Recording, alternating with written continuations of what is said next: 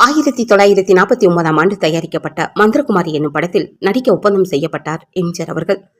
அந்த திரைப்படத்திற்கு கதை வசனம் எழுதியவர் கலைஞர் மு. கருணாநிதி அவர்களாகும். இந்த படமும் பல நாட்கள் ஓடிய வெற்றி படமாகும். சில மாதங்கள் கடந்ததும் மருதநாட்டு இளவரசி என்னும் திரைப்படத்தில் நடிக்க ஒப்பந்தம் செய்யப்பட்டார் எம்ஜிஆர் அவர்கள்.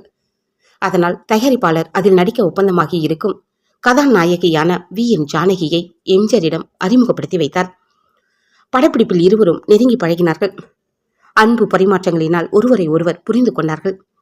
இதன் விளைவாக வாழ்க்கையிலும் இணைந்து மக்கள் திலகத்தின் துணைவியானார் ஜானகி அம்மையார். வி.என். ஜானகி அம்மையார் மக்கள் திலகத்தின் மனம் கோணாது கடைசி காலம் வரையில் கண்ணின் இமை போல காத்து உடன் வாழ்ந்தவர் என்பது இறைவன் கொடுத்த வரம் என்றே கூறலாம். மருதநாட்டு இளவரசி திரைப்படம் பெரும் வெற்றியை கண்டது. அதன் பின்னர் மக்கள் திலகம், எம்ஜிஆர் திரைப்படங்கள் பெரும் வெற்றிகளை குவித்தது மட்டுமல்லாது மக்களின் செல்வாக்கையும் பெற வைத்தது. அவரது படங்கள் எல்லாம் வசூலில் நம்ப முடியாத அளவுக்கு வசூலை வாரி கொடுத்தமையினால் திரைப்படத்தில் சக்கரவர்த்தியாகவே திகழ்ந்தார் எம்ஜிஆர் அவர்கள். திரைப்படத்துறையில் அவரது செல்வாக்கை இன்றைய வரையில் எவரும் எட்டிப்பிடிக்க முடியவில்லை என்பது குறிப்பிடத்தக்கதாகும். 1948 திராவிட முன்னேற்ற கழகம் ஆரம்பிக்கப்பட்டது.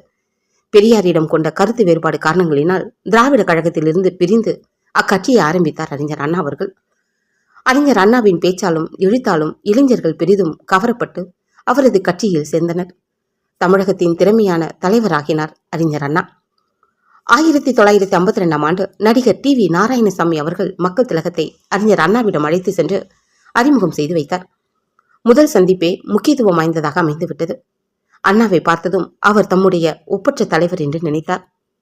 அண்ணா அவர்களும் மக்கள் திலகத்தை அரசியல் வாரிசும் என்றும் நினைத்தார்.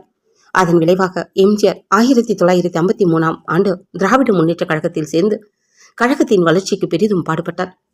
எம்ஜிஆர் நடித்த படங்களில் திராவிட முன்னேற்ற கழகத்தின் கொள்கைகளை வனமாக பேசிய தமிழக மக்களின் பேராதரவை பெறச் செய்தார். அரசியலிலும் திரையுலகிலும் புயல் வேகத்தில் முன்னேறி சாதனைகள் படைக்கும் போது மக்கள் திலகத்தின் தாயார் அன்னை சத்யா காலமானார். இது பெரும் அதிர்ச்சி அளித்தது எம்ஜிஆர் அவர்களுக்கு. ஆயினும் அன்னை சத்யா வாழ்ந்த லாயிட்ஸ் ரோட்டில் உள்ள பங்களாவை வாங்கி சத்யா இல்லம் என்று பெயர் சூட்டினர். திரையுலகிலும் அரசியலிலும் மக்கள் திலகம் எம்ஜிஆருக்கு கலைஞர் கருணாநிதிக்கும் இடையே நெருங்கிய நட்பு ஏற்பட்டு உயிர் தோழர்களாக விளங்கினார்கள். இதன் விளைவாக இருவரும் இணைந்து மேகலா பிக்சர்ஸ் என்னும் திரைப்படம் எடுக்கும் படக்கம்பெனியை ஆரம்பித்தார்கள். அப்படக்கம்பெனியிலிருந்து பல வெற்றி படங்கள் வெளிவந்தது. அந்த சமயத்தில் பிரபல பட டைரக்டர் கே. சுப்பிரமணியம் அவர்களின் பெரும் முயற்சியால் திரைப்பட நடிகர்களுக்காக ஒரு சங்கத்தை ஆரம்பித்தார். அதற்கு தமிழ் நடிகர் சங்கம் என்று பெயரிடப்பட்டது. ஆனால் மக்கள் திலகத்தின் யோசனையின் பேரில் தென்னிந்திய நடிகர் சங்கம் என்று பெயர் மாற்றப்பட்டது. அதன் பின்னர் 1959 அச்சங்கத்தின் தலைவராகவும் தேர்ந்தெடுக்கப்பட்டார் எம்ஜிஆர் அவர்கள்.